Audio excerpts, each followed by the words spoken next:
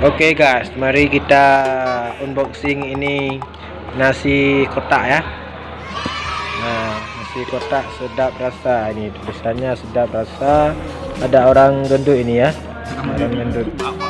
Orang gendut ada pegang panci ya. Panci. Ada telur lagi. Oke. Mari kita buka. Oke, ada apa? Ada aqua 1. Ini apa? Tisu ya. Tisu. Pisang guys. Keren sekali pisangnya guys. Ada benjol-benjolnya guys. Ya, ada dikasih sendok lagi guys. Sendok apa ini? Sendok, oke.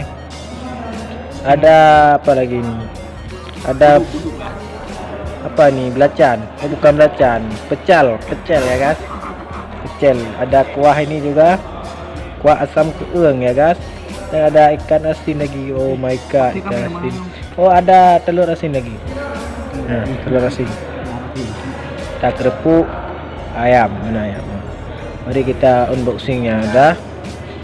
Nah, ini dibungkus dengan apa ini? Dengan daun pisang. Besar kali bukanya kawan-kawan. Macam mana ini bukanya? Dikit kali ya ditaruh ini nasi. Dikit kali. Oh, terbalik saya bukan yang. Ini dah betul. Ya, tada. Di hening malam. Oke kawan-kawan. Mari kita santap. Oke.